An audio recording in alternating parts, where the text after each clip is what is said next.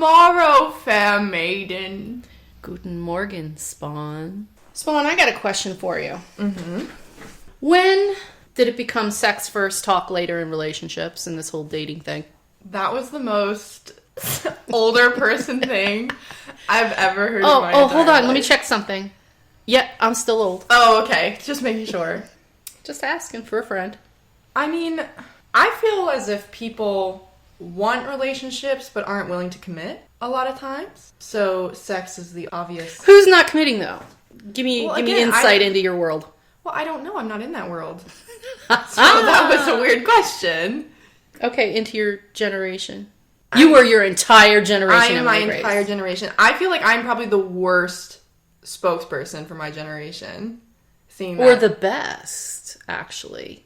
Because I think I mean, I've been out of the dating game since I was 16, though. Which is kind of why I think you're a really good example of what a good relationship is. From what I've observed, I think a lot of people want affection and want love, obviously, want to be seen, want to be heard, want a relationship without having to genuinely commit to a person because they're afraid of probably fucking up or not being able to get out of it. We as a humanity are afraid of screwing up so badly that we don't try.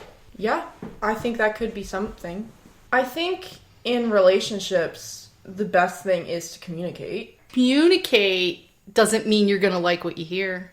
Yeah, absolutely. So what I'm actually hearing you say is you disagree or you do agree that things have gone more to sex first and then talk later. Absolutely. Yeah. I think that is definitely the case. What I was taught as a kid, you know, what men are and what men are supposed to be and blah, blah, blah. Are we talking about only female-male relationships, though?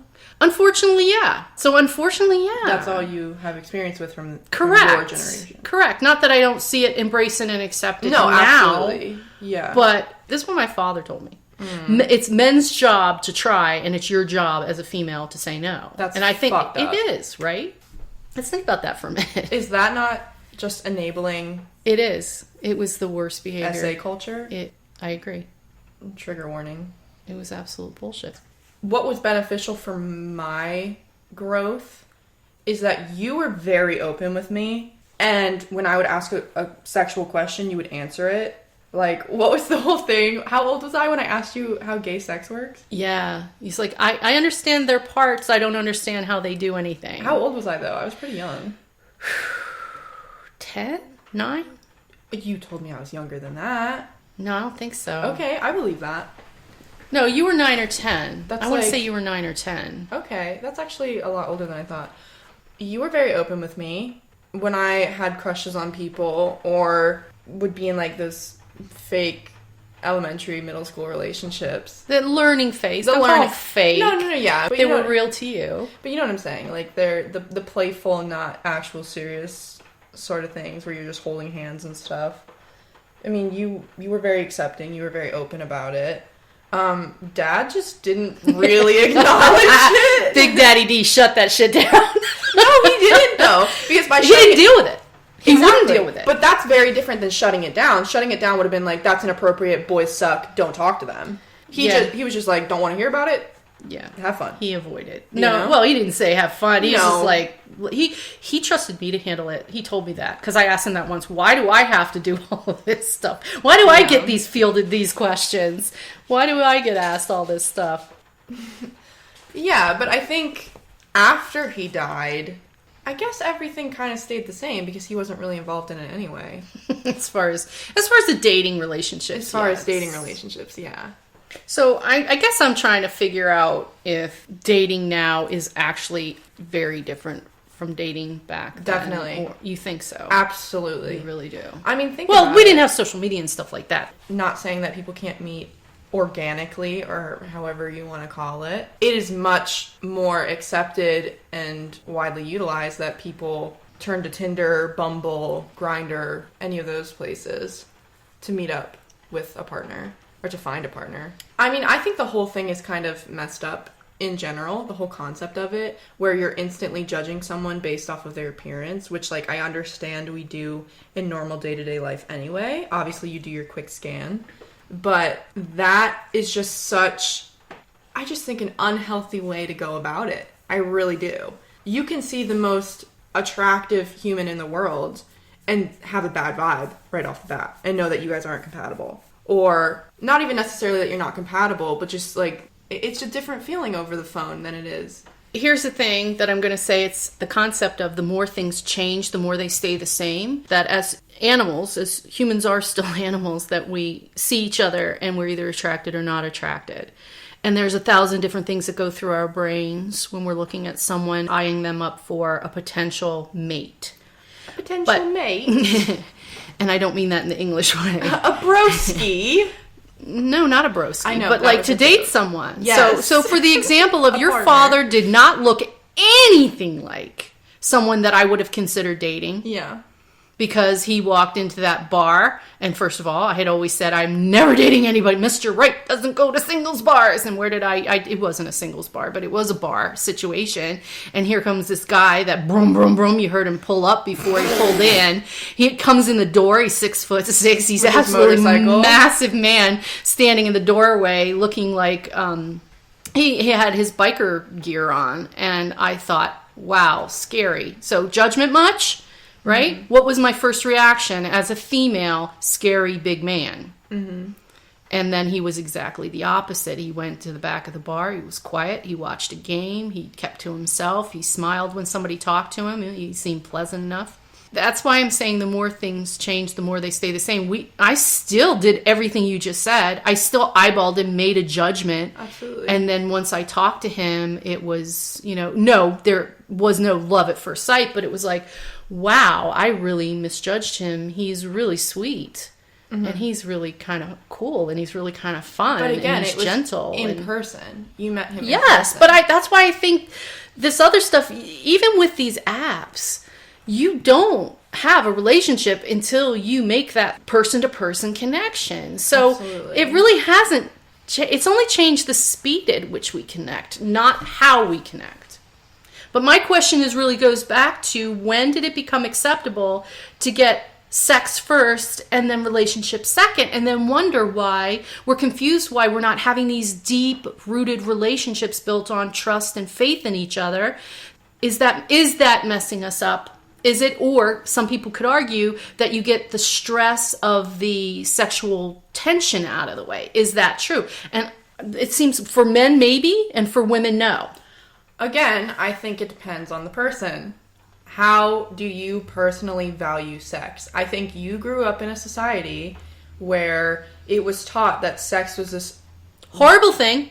Horrible you thing, were not to be sexual. But it was the do-all, end-all, be-all in relationships. Yeah, that's all you could give as a woman was that. It was a gift. And I think, hopefully, we're starting to get away from that. Yeah. I think that's a very unhealthy way to look at sex, seeing that it is such a natural thing.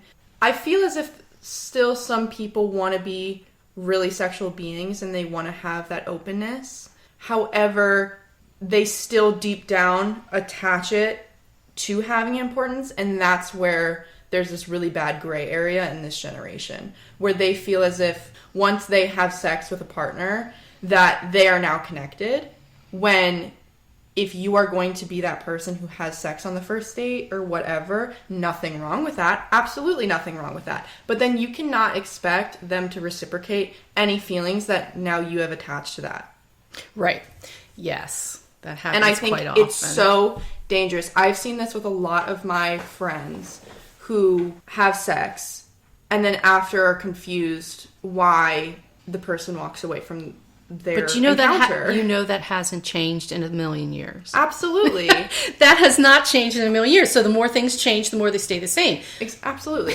But I think it's even just more prevalent now because, like you're saying, more and more people are having sex earlier and earlier and earlier in these relationships before making these bonds. Absolutely. Like, I think that is fine. If you want to do that and you are seeing it as, this is bad to say, but like a transaction where it's sex for sex and that's all it is, there should be nothing wrong with that if you're being safe and you're being smart about it. But right when you're expecting that sex to unlock commitment with each other, this is the remix, it's not going to happen most of the time. And again, there are those movies that tell us that it's possible. But I think we've really have this warped mindset right now where we always think that's going to happen. And you really have to be okay with it not happening if you're going to be engaging in those activities. Movies are always fantasy. They're always fantasy, but they really do mess up our balance of a relationship and just the way we process and the way we expect reality to go. I mean, going off of this, I think we need to talk about the horrible I don't want a relationship sort of trope. Okay, so when one of the partners or the people's individuals, if someone in the couple says, I don't want a relationship, I'm just dating right now, and the other one doesn't heed that warning, that's a problem. That's on you. I get very frustrated with people, my friends call out. Uh-oh. No, it's just when you... Send hate mail to Spawn. They know. But when someone is direct with you and says, I don't want a relationship, and you say back, yeah, that's cool. I'm not really looking for one either. No, I'm just trying to have some fun. And then you're surprised when they genuinely don't want to have a relationship. Bonk. What do you mean? They warned you. Do you know that there are so many things about an individual who almost takes it as a challenge? Absolutely. That if they, I can fix him. I can or her, him. Or no, it's or like them. Yeah, I will make them love me, and then that is their. I know some 50-year-olds that are doing exactly this too, I will just do everything they need and they will love me because I need. That's called codependency. When you need someone else to react the way you expect them to, and that's your challenge, that's a problem. And another thing, if you started out that person where you were like, no, I'm totally okay with it, I just want a sexual relationship, and you both were on board with that, and then you start to develop feelings, you're not stupid. Don't think you're an idiot for starting to develop feelings. No, right. That's a natural thing that's probably going to happen between one of the parties, and that's okay. But you have to be smart enough to know, okay, it's time to leave, and that this is no longer serving me, and that I have crossed a line that person is not willing to also cross with me. When you lie to yourself because you need to be the most important person in their life, and that's not good on them or you, because if a person says they don't want a relationship, you got to believe them. Yeah. And honestly, sometimes you'll walk away and they'll realize that maybe they did want a relationship. And sometimes that person will come back again and say, oh yeah, I was wrong, I do want a relationship. Exactly, and then you have to literally be able to say, it's over, it's done. You always have to be honest with them, and most importantly, yourself. If you are lying to yourself, that's hard. You cannot expect to be happy or to have good outcomes. It's not going to happen. I think also spinning off on this, I want to talk about the importance of being alone. I think a lot of times, especially in this generation, and I think this is probably... All generations, absolutely. All generations. But I can only really speak on mine. Well, I will back you up on this. How many women... All of my generation is basically... It's not just women, though. Okay, I'm sorry. But in my generation, it was who you were married to, what house you bought, what kind of car you were going to drive, and how you looked on the outside. Mm-hmm. I don't think that's changed. I'm sorry, I don't. Correct me if I'm wrong. Is it any different in your generation? About the importance of status? Mm-hmm. No. Exactly. Of course not. But I think with the whole thing about sex first, talk later... There's this bigger issue of being scared to be alone. So a lot of people are attaching sex as a way to not be alone. So ask yourself, why are you afraid of being alone? And if it's just that I feel lonely, then you're really just bored. But if it's not that and you feel a deep internal ache, well, that's you not feeling comfortable with yourself. It's just like people who can't have quiet in their life. They have to have music going in their ears all the time, or a podcast, or something. Or a podcast. If it's this one, keep doing what you're doing. Keep doing what you're doing. Continue. But if you can't sit for 5 minutes in quiet to hear your own thoughts, which is a good way to know. And if your eyes roll back in your head, if I say you should meditate, and all I mean by that is have some quiet time to understand what your mind is doing for the day and where your thoughts and feelings are, and check in on yourself, that's a bigger problem. Then you're not ready for a relationship. I think a lot of times loneliness equates to not being fulfilled. But that's part of it. See, I was there. I understand this.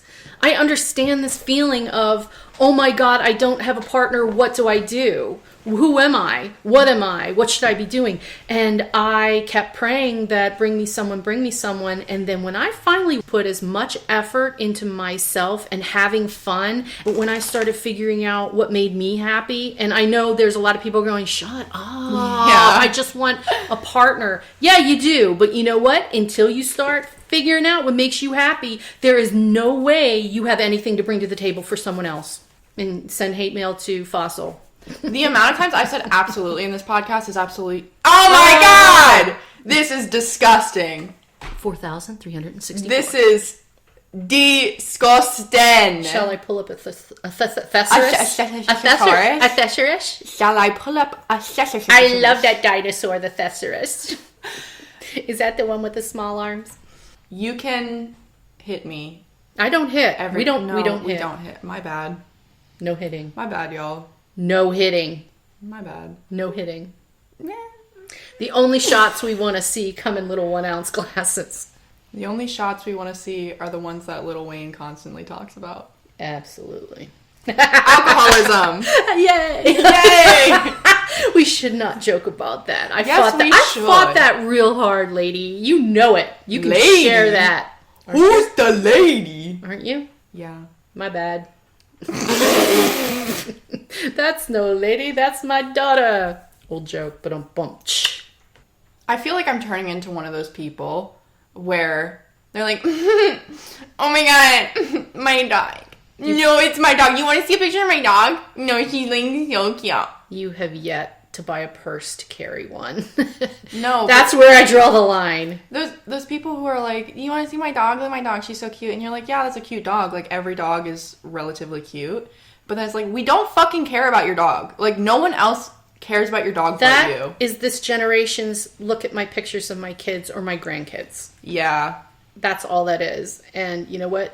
There is nothing wrong with that. Show me a picture of your dog. I love it. No, but then it gets awkward when, like, people really go into it. And you're like, cute. I love Dot. But, okay, but I'm gonna go against you a little bit. Okay. I'm gonna push back on you a little bit. Okay. This is part of the craving that we have in for acceptance. Humankind, in being seen, in being heard, that you matter. And people, like, when they do that, they're just saying, look at me, see me. That's all they're doing. See me through my dog. You can laugh all you want about it. My little bullshit. Tiny dog. It's true. You can't deny it. People need to be seen and heard. Yeah, but your dog's not that interesting. I'm sorry. That may be so. But there is nothing wrong with taking 2 minutes to look through somebody's pictures and say, you know, when, like, you're scrolling through your Instagram feed and someone's like, you can't share. You can't share. You just can't share their joy with them and be happy with them. No, I want to see the world. That was a joke. Oh my gosh, Fossil takes things way too seriously sometimes. Maybe. Mayhaps. Maybe. It's been instilled in me, trained in me to take things seriously, because when I want to be a goof up, when I want to make fun of things, that's when, you know, the universe throat punches me and somebody dies. So it's not so fucking funny anymore, is it now there? Yuck it up, sister. I think death is hilarious. I think... It is to me now. Not disrespectfully so, but I realize... that sounded really bad. Death is not the end. I don't believe his death is the end. And also, it adds some really good seasoning to your life, I think. It should make you realize that this is not a joke. That life is like, you only get one shot at this, people. Well, maybe. Reincarnation. On this meat suit. In this meat suit. That's my personal opinion is we recycle. I believe we come back, but we've got lessons to learn. But you might as well enjoy. But that does not... Can we go back to this idea? You need to be able to screw up, but you also need to be able to try better and do better. So when I say you should be allowed to make a mistake, it doesn't mean that you should say, I'm an alcoholic because my parent was an alcoholic and then I'm just accepting that in myself. No, do better. In my relationship, I'm going to cheat because, I deserve this. Lie to yourself, boom, do better. But if you make a mistake, own up to it and fix it. That's what makes life worth living. It's not the going through just constantly being a screw up. I think we see that constantly with oh, my mom got pregnant at 16, therefore I'm going to get pregnant at 16. What? Can I share this? I'm going to be really vulnerable and open here. Okay. My grandmother was 17 when she got pregnant.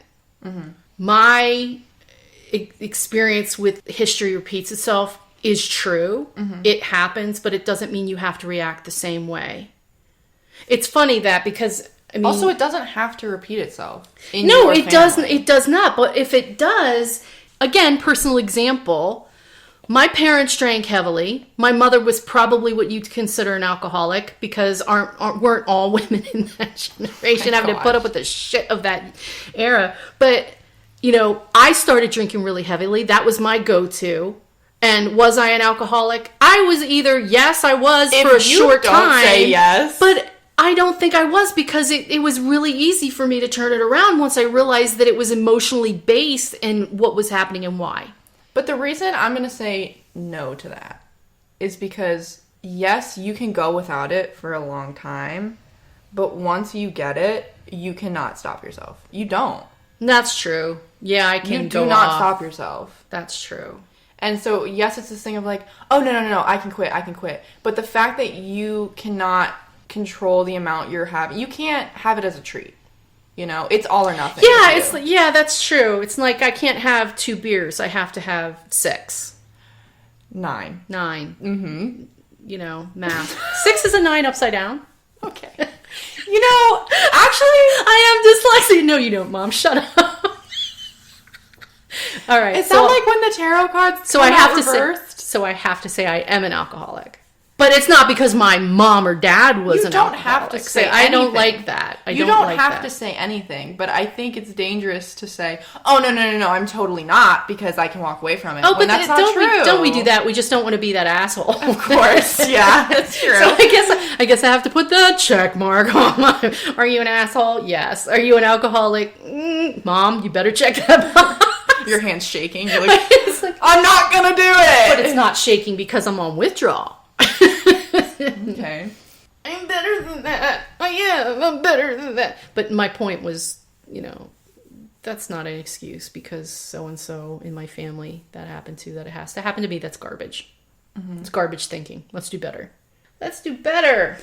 Do you think men have different roles? Or I'm still using the phrases men and women because that's just what I'm used to. So I'm sorry. It's just. Do you think there's still certain roles in your generation? I think in any relationship, literally any relationship, whether it's, father-son, partner and partner, literally does not matter what the gender is, or the sexual identity of the person. There has to be a difference in power dynamic, but that doesn't mean it can't switch.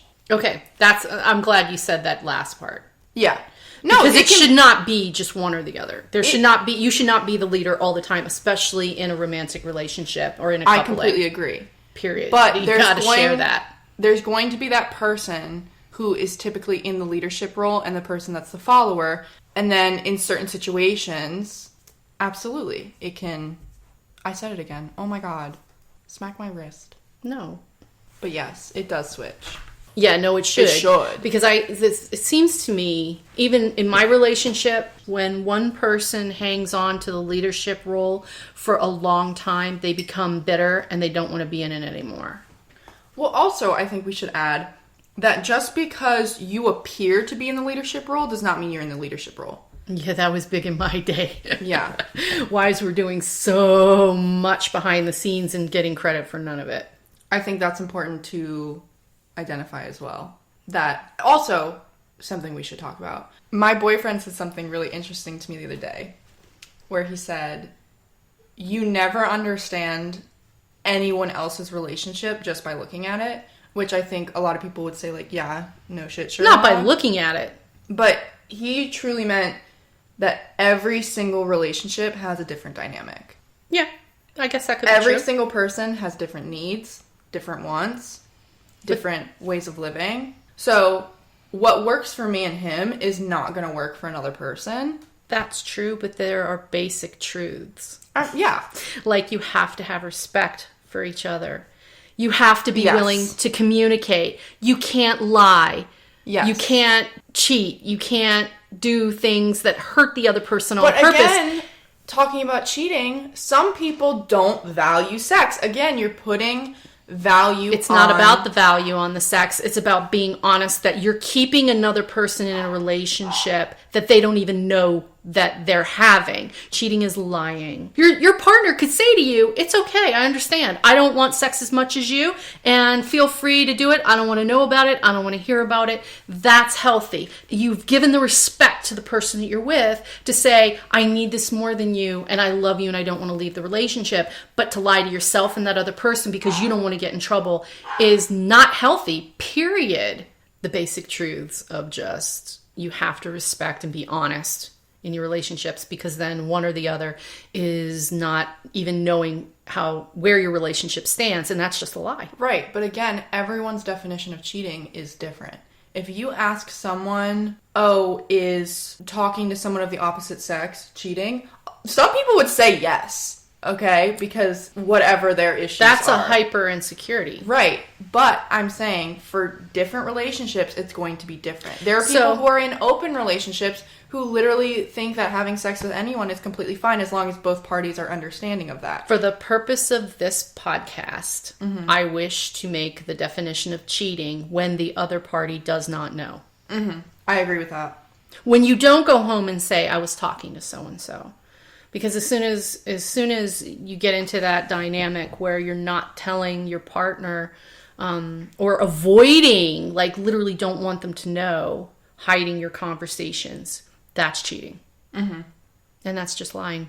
If you feel guilty doing something and know that your partner will not be accepting of it, and you are going to continue to hide it out of fear that they will find out, right? And then you're probably cheating. Why does anybody want to live like that?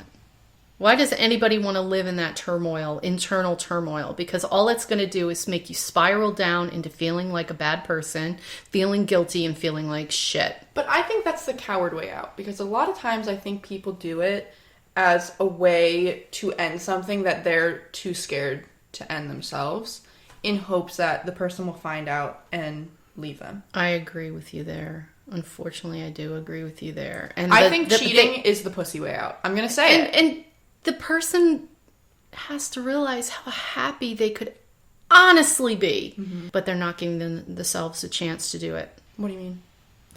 The person who doesn't want to do the breaking up because they feel the need to seek elsewhere for attention and affection, and they think they're doing something good with someone else when they're really not. I mean, it's the 80-20 rule. So there's this theory that your partner can only give you 80% of what you need. And so a lot of times other people will realize the 20% that they're not getting and seek it from someone else, thinking that they're getting 100% from that other person by cheating, but actually they're only getting 20%.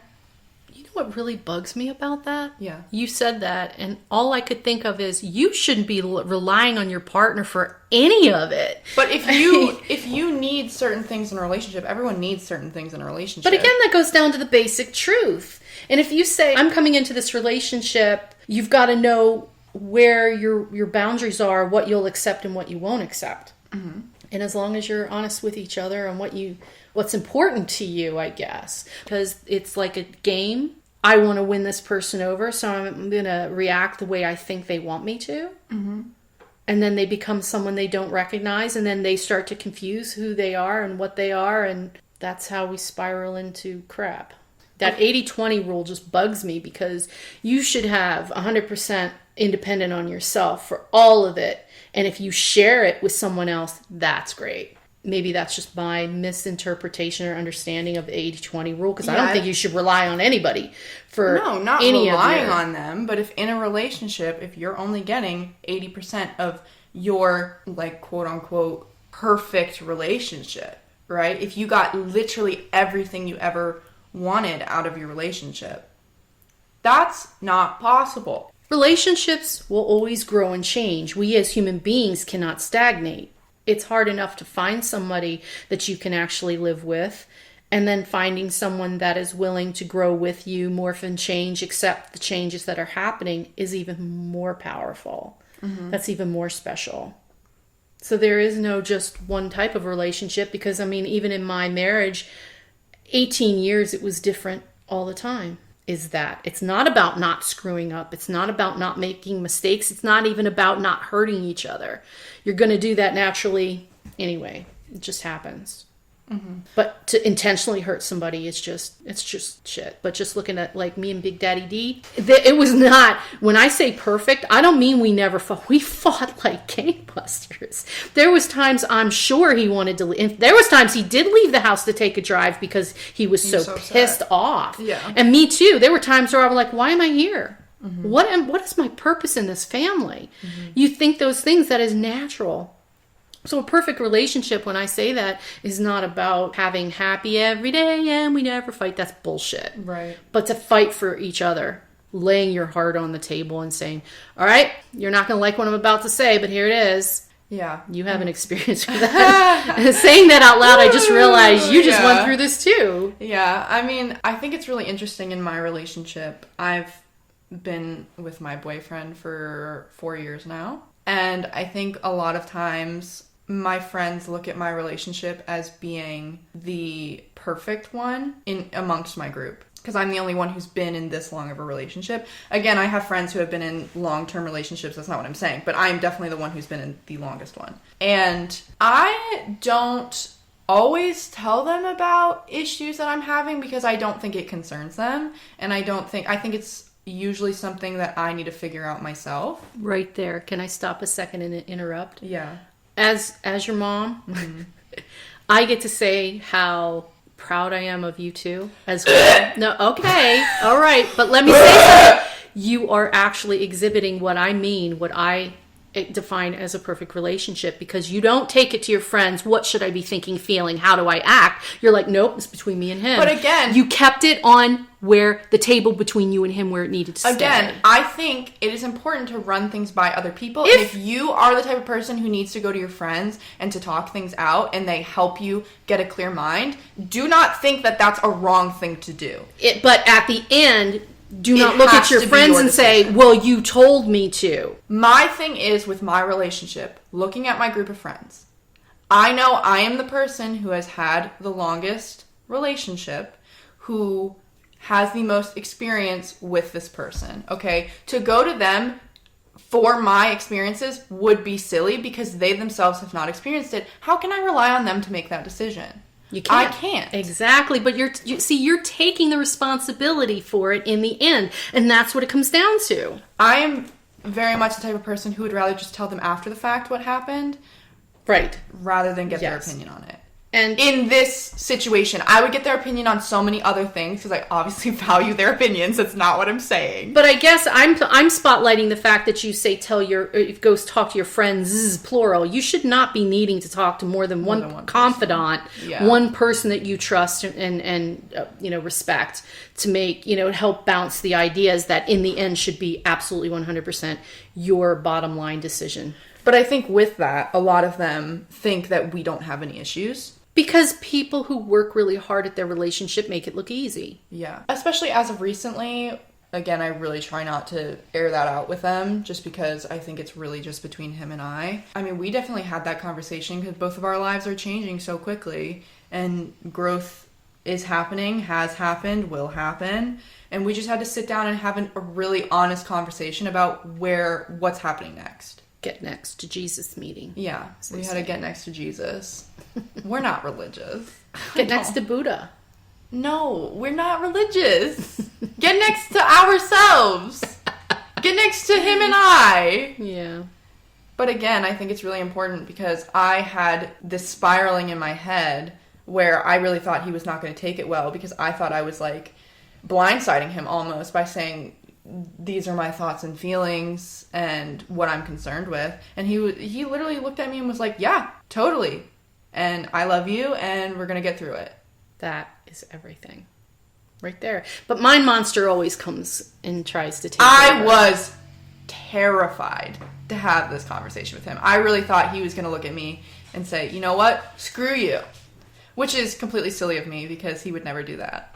So I really let my own emotions get to me. I enjoy watching you two interact on all the levels. I'm so proud of both of you for your. Okay, I'm sorry. As young as you are, you figured it out. You figured out the magic formula. It's not going to be easy. You don't have any expectations on. But again, you let him be him, and he lets you be you. Again, I'm not saying that we are the perfect relationship because every relationship is different and every relationship requires different things. I don't think we are like the poster child for what it should be, but it works for us. The one thing I will say, communication is so important, and do not project onto them what you think they're going to react because you will be very surprised at how they will take certain things. And that's with all relationships. I just learned a phrase called reverse worrying, where I think I tried to explain this to you before. You did, yeah. Where when you sit there and as soon as you realize that you're starting to go, they're going to do this, they're going to do that, they're going to say this, you stop yourself and say, all right, that could happen, but what if they say, oh my gosh, I was feeling the same way? What is the best case scenario? Just actually create the best case scenario in your mind, and then it's usually something in between. I think there are a lot of people out there, especially right now, we're in this weird like in-between period where it's like cuffing season. Do you know what that is? No. So cuffing season is usually like the winter time when everyone wants to have a partner to like settle down with and like just have that one person that they can rely on, cuddle with, do fun things with for the cold season. It's typically winter. It doesn't have to be, but that's usually like I think what it's commonly known as. And then hot girl summer, right? You know what that is. When all the girls... I wouldn't know. I've never been. When all the girls, gays and theys are free for the summer and they break up with their significant other to go have fun. That's like what it's known as. So I think, especially during the pandemic, we saw a lot of people wanting a partner. And I think that is very dangerous. No, it's not dangerous to want a partner. It's not dangerous to want a partner, but it's dangerous to feel like you need one. It's not disposable. Yeah. I think that it's like, oh, this is a tissue. I'm going to use it once and then throw it away. And if we let our relationships be a box of tissues, then that's all we're going to be, is sad. Yeah. So do you want tissues or do you want permanent? Because it takes work. I mean, I have a lot of people who come to me and they're like, oh, I want a boyfriend. Like, it's so hard to find a boyfriend. Like, you think it's hard to find one. It's hard to keep one. No, that's not true either, though. That's not true either. If you are meant to be together, then you'll work it out. It's not about meant to be together. If you want to be together, you'll work it out. There it is. You're right. I think it's how hard you're willing to work at it. And that could change, too, over your lifespan. But that's why relationships don't work out. There is no harm. Well, somebody might argue and say, well, it hurts. Yeah, it's supposed to. It's called a lesson. But let's get this straight, okay? I'm talking to all the Gen Zers, okay? Maybe even younger. It is not difficult to find someone. I don't care who you are. You can find someone. Will they be of quality? Probably not. So it's not that you want any partner. You want a good quality person to share your life with. And that takes time and that takes a lot of inner growth. You do not deserve a partner until you have worked through all of your shit. Or you at least understand what your shit is. Yeah. And then know where your boundaries are to work through it. The danger in that, and I 100% agree with you, but let's just tweak it a little bit say that no one's ever perfect got their shit together. Yeah. We're all in some varying level of wherever we are. So just be aware of where your shit is so that the other person doesn't step in it. Yeah. I just hear so many people, oh my God, I want a boyfriend so bad. Then go fucking get one. But no, it is not hard. Let's back up. Ask them then, why do you want a boyfriend? Why do you want one? What do you expect a boyfriend to do for you that you can't do for yourself? Exactly. You don't actually want a boyfriend. You want someone to fix, yeah, all the issues in your life. Not gonna happen. If anything, they're probably gonna make it worse. Yeah, if you have insecurities, that is absolutely true. Yeah. Going back to one of my favorite topics is overused words. Yes. The good old overused soulmate. They're my soulmate. I don't think most of the people who use that phrase know what the hell that means. I agree with you. When it gets used, let's put the definition of my definition of soulmate is when it's two people who recognize each other on some level. That familiarity is just natural. And I believe that's more of soul family. And that doesn't necessarily mean that it's a romantic relationship. People are using soulmate. When I think of soulmate, I think of the people who are in my life I know very well, and that I just, even when they screamed at me, I knew our relationship wasn't over because I was safe space for them to be who they were. So some of my best friends are soulmates. It has nothing to do with a romantic relationship. And when people say they want a soulmate, that's the person that you're going to be able to accept anything from. Mm-hmm. You know? I would love to run something by you. Uh-oh. Do you think... I don't run. Can you tell? It's true. As Dolly Parton once said, I blacken both my eyes. It's true. Do you believe in right person, wrong time? Yes. Okay. I absolutely do. Really? I absolutely do. This is a hot take. Why? Well, second chances are sketchy, okay? I have my life experience. I don't know how much I should go into it because we don't want to bore everybody. No one gives a fuck, right? No, but I've done the whole... That person came back and I was so in love a second time. Mm-hmm. I was never out of love. But it was like, we got our second chance. And guess what? It didn't work out again. So, shocker. Not really shocker, because if that person had wanted to work it out, I would have absolutely worked it out. This is my problem with it. Yeah. And again, I think you guys can separate and come back together. I think that's absolutely No, I do. possible I do believe that's if possible. both parties grew and understand what had happened. However, more often than not, someone's just clinging to an old idea of what somebody once was, or what they think they want that person to be, who their imagination wants them to be. No, but okay. That's so right person, wrong time. Yeah. Right? If someone comes back, right? Mm-hmm. Again, you have to be willing to work through it. I think you can work through most things, not all, but most things if both parties are willing to. So to say right person, wrong time, is that not just saying that you guys weren't willing to work it out? If you truly love each other? Or didn't have the capacity to work it out originally. Okay. All that is again, you just said growth. There are so many factors, and life takes us so many directions, that free will and choice. Yeah, I mean, could you? Of course. But then they weren't really the right person if you didn't end up Doesn't mean they weren't the right person. It means that things didn't happen that way. I'm sure somewhere out there is a perfect fitting coat for me that will always be the perfect fitting coat for me, but I never went to the mall. Is that coat not still right for me? No, you're right. But what I learned was that I wasn't ready. I really didn't want somebody in my life. I wanted me to love me. Mm-hmm. We never want to hear that, though. When we're in the stage where we are convinced that somebody else is going to make us happy, the last thing we want to hear is, you need to be alone and you need to learn how to make yourself happy. And if that just bugged anybody who's listening, you're the one I'm talking to. Absolutely.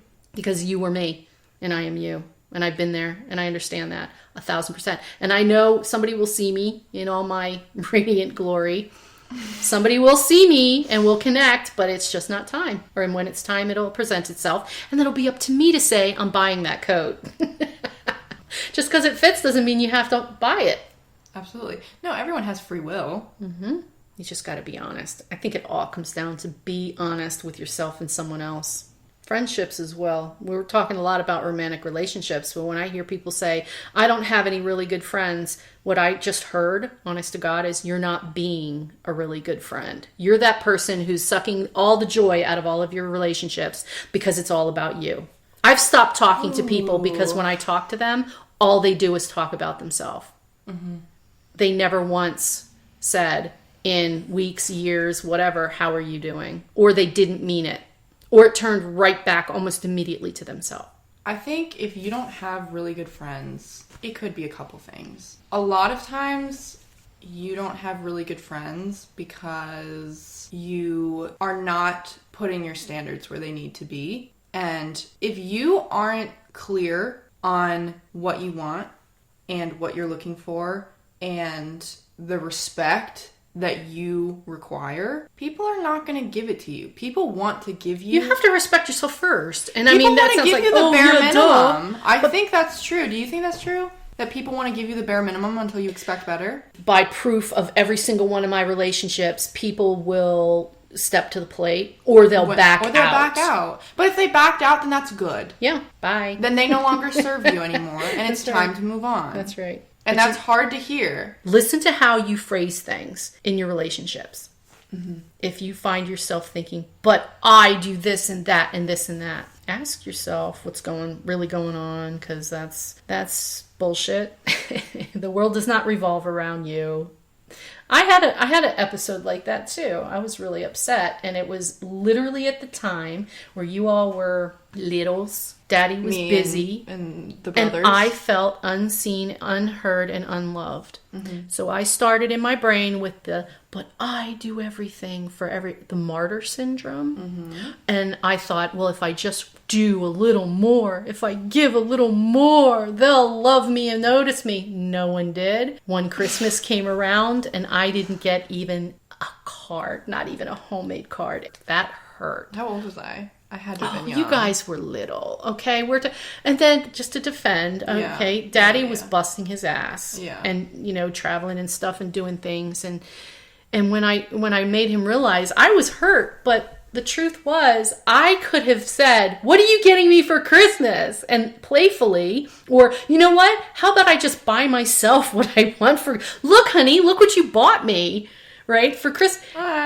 But my point is that we cannot rely on other people to make us feel better. We cannot. Yeah.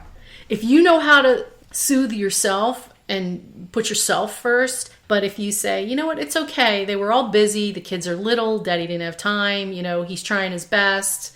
Whatever. But we don't. Most of the time we don't look at it that way. We just go into no one loves me mode. And it wasn't even about presents. It was about no one remembered me. Yeah. Fuck little 5-year-old Emily for not getting you. But see, it wasn't even about you guys. Joke. I didn't know how to make me happy. It's not that you said, well, what did you want for Christmas? That was not what it was even about. Not the point, yeah. But I didn't exactly say, hey, pay attention to me, honey. Let's go for a date night. I didn't do that either. I just sat back and felt sorry for myself. And I think that happens too much in every relationship, where we just think that somebody else is responsible for our thoughts and feelings and whatever. That makes sense? No, that makes sense. I think if everyone was a little bit more selfish and focused on what they need rather than what they think everyone else needs or wants, then we'd probably be in a lot better situation. I'd like to tweak and edit that if I may. Please do. The word selfish needs to come off of that page, and the word self-care needs to be placed in it. But, okay, I think self-care often people think of taking time for myself, taking an hour to go get my nails done or whatever. Well, it doesn't have to be that. It can be just taking an hour to say, I need to walk away from the world and think for a minute. I guess what I mean is right now, I'm going to talk about me personally, right? Let's go. Me personally, I'm in this spot where I'm I have to be selfish and focus on what I need and what I want to get to my perfect future. And in doing that, I feel as if I'm not talking to my friends as much or not putting as much time into my relationship. And in a way, it's selfish, is it not? It's selfish to say, hey, I know we have this thing, but I need to focus on myself. Self-preservation. Yes. That's the phase I'm in right now. That's benefiting whoever is real in your life, who understands that you have to do what's best for you, which will inevitably be best for everyone else involved as well. And if those people in your life do not see it that way, then they don't belong there. But I think people are scared of possibly losing people. But again, if they're not right, then why would you want them there anyway? In a perfect world, in perfect people, and a perfect human being, we would enjoy the time we have and just honor that so much that it doesn't matter if that person's there or not in the end. Because when they do die, in my case, when they do die, you just are so thankful that you ever had that experience. And even people that are still alive that are no longer with me, I still am thankful that I had those experiences, even the bad ones. We'll call them lessons. The lessons. I'm not going to bash anybody that was a past relationship, because that was a life lesson for me. It'd be better. I mean, once you get past the hurt of breakups and stuff, hopefully you get to the point where you see what it actually meant for the direction of your life and what you learned about yourself in the process. It might take a while, but you'll get there. Yeah. How do you deal with the hurt of one person deciding that they don't want to work on it and it's time for them to move on, and the other person clinging on to it? I've been there, done that. That's why I'm asking, yeah. Because I think a lot of people have that, where they're like, why did that person leave me? Or that's where self-esteem and self-value comes into play. If they're not willing to say, this is why I left, then you just have to know it had nothing to do with you. It sucks. How do you handle that? Fucking cry. Mourn it. Get over it. It's like a miscarriage. Honestly, it's an emotional miscarriage. You had all these expectations for this relationship. You were waiting for the birth of something new, for it to continue, and then it just bleeds out, and you're like, why did this happen? Why did this happen? You can't ask why. You just have to move on. You have to cry, get over it, realize you are fine. You're not broken. You didn't need them, and that's the hardest thing to say. I really didn't need them. I wanted them. Well, you know what? We don't always get what we want, and it sucks. But that's it. How do you deal with it? You literally say, all right, be sad I can't worry why. So what do you do? Is it the same process if it did have something to do with you? If it was you because you were cheating, I don't think that's really hard. You don't have to go too deep on that one. If you're saying if you have to accept the responsibility that was you, then take the responsibility it was you, learn the lesson and move on. Mourn it, do whatever. But that doesn't necessarily, I do want to reiterate, that doesn't necessarily mean you have to change, because you shouldn't have to strive to fit that person's mold. Correct. You got to do it for you, not for them. But you don't even have to do it for you. If you're happy being whatever, then you don't have to change. You just have to find someone who accepts that. Yeah. Right? I think there's a problem with the idea that the perfect partner is going to do everything we tell them to. That is an egotistical control issue. Yeah. And that is not healthy. Just throwing that out there for anybody who might think that. I hear a lot of girls like, well, he better. I do that, but I don't think I actually mean it. I know you don't. I think I say that. I've witnessed you not meaning that. Yeah. I think that's more of just like a... There's a difference between talking a big game and being a dick. Yeah, I agree. I talk a big game too. Because I'd be lying if I said I wasn't like, he better do this. And then I get there and I'm like, sweetie pie, would you maybe please? Would you maybe please do that for me? Thank you. I love you. Oh. I think you get that from me. I like to talk a big game too. I like to talk to a big game just because I'm too soft inside. I think I give in way too fast sometimes. Maybe not so anymore because I got some self-esteem and backbone now. Oh. Ain't that something? Is it a backbone or a stick up my ass? I'm not quite sure. How does one know? You're beautiful. And if you aren't, that's okay. Be ugly. Be ugly. Be ugly. Find someone who likes ugly. I'm telling you, that is... when they say in the eye of the beholder and you just want to smack somebody for saying that, it is the truth. They mean it, though. I have been so in love with people that somebody else would be like, why? And I'm sure that other people have been with me that said, why? No, you want to know something really funny? When my boyfriend and I got together, I had really horrible acne.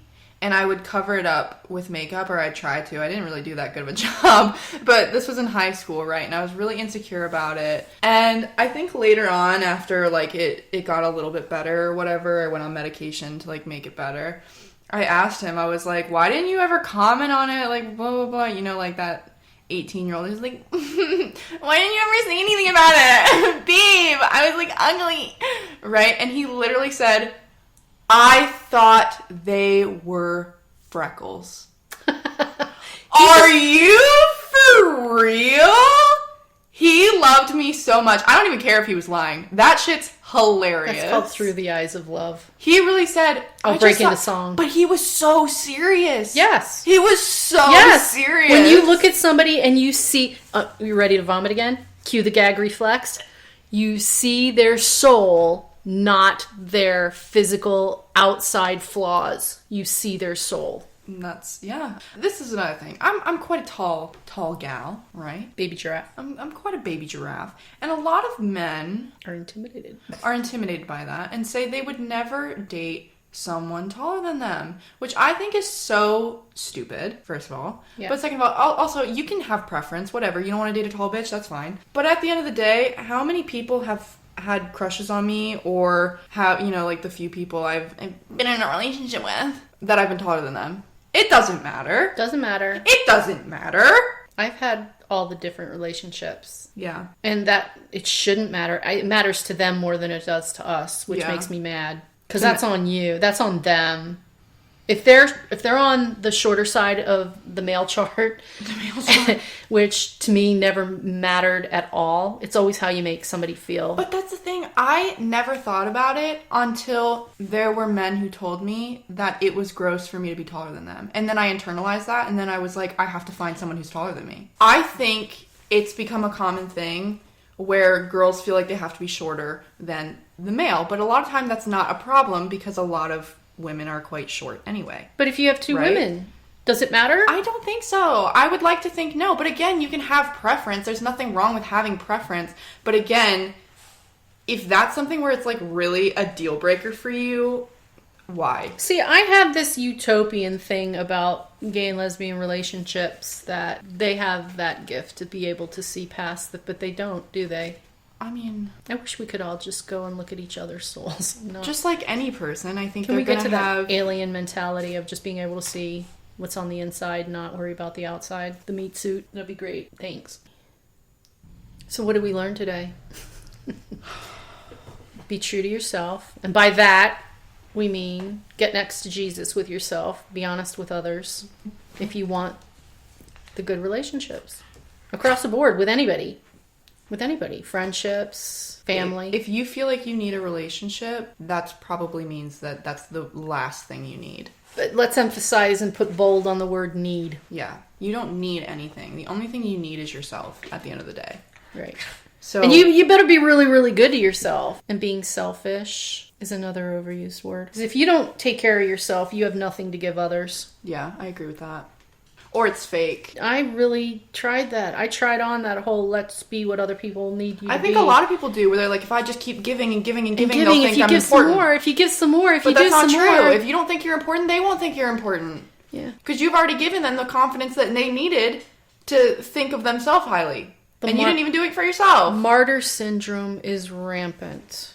Look at what I do for you. That's rampant in You're about to do nothing for me. My generation of women think that, you know, they got to do more to get love. And you know what, ladies? It's strike time. Do less. I'm not kidding. It wasn't until I realized that I was going to focus on me, or I'm going to do what I need to do before I run amok with a proverbial meat cleaver. That's a really good point, because a lot of times I think women get knocked for doing what they need for themselves, which is complete bullshit. Because, I mean, I'm sorry, but a lot of times if a man needs to walk away or do something, you know, he needs that. He needs that because he does so much for the family. But right when a woman does it, she's being selfish. That's stupid. I've heard wives make comments about how angry they were at their husband for doing it. Yet when you say, hey, do something, and I've said to my friend, do something with me because you need some time too, and they won't do it, yet now they're still mad at their husband. Well, that's on you, sweetheart, because you wouldn't take the time. Mm-hmm. You have to take the time. Yeah. I used to be so jealous of the women who went and got their nails done or got facials or went to the gym and did those things. I used to just resent them. They were doing what they needed to do. The truth was, I just was martyr syndrome. Mm-hmm. I did that. You can do it too. Don't do the martyr syndrome. No, not that. The whole. But it's right. And try for yourself. And I remember Big Daddy D. How much does that cost to go to a gym? And I'm like, Douglas, I don't care. I need this. I need you to want me to want this. I need you to want me to do this. And he was like, okay. Yeah. And he did it, and I loved him even more for it. Yeah. Because I told him how important it was to me, and of course, then he said, absolutely. But again, it doesn't have to be expensive things. No, it doesn't have to be expensive things. It can be, you need to go for a walk outside. You need to go out with your girlfriends once in a while. Yeah. You need to get a shirt that doesn't have a stain on it. You need to spend the money on a pair of shoes because you haven't bought a pair in 12 years. But again, you're saying things that are attached to money. It doesn't always have to be money. It tends to right now. Yeah, I'm sorry. I am kind of talking to my generation of women who literally gave up their life, their career for their family and their man, which I'm not saying that's wrong. It was what we chose and which should have made us happy. But a lot of times we didn't allow ourselves to be happy because we didn't know where to draw the boundaries. Say, yeah, you're right. I gave my entire, life for this, but I too need, an hour a month to myself or an hour a week to myself. Mm-hmm. And I really hope your generation's learned that already. No. You don't think so? I don't think I've learned it. I would be lying if I say I've learned it, right? I'm not going to sit here. You do it differently. You do it differently. You torture yourself. If I can stay up till 4:30 in the morning getting 18 things done, then that makes me better. And it doesn't. It just makes you trash the next day. You're trash. I am. Yeah, so thank y'all for listening if you got this far. More exciting entries into the caves of our brains. Okay. Sure. Thank you for entering our cave. Ew. No?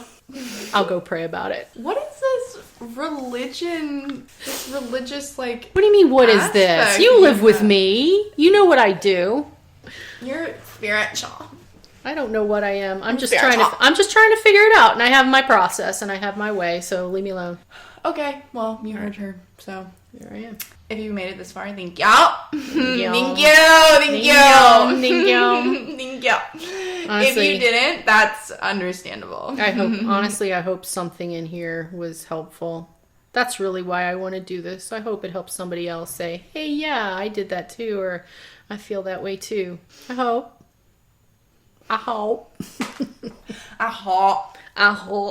Can't talk, weekend, need chicken salad.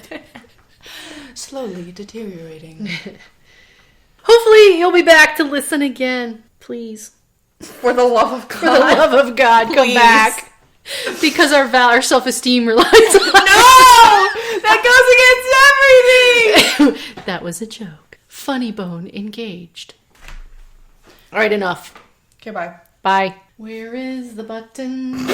Where is the button? I'm really struggling with literally can't find it. Where is it, Em? What do you mean? The stop button's right there. Where's my cursor?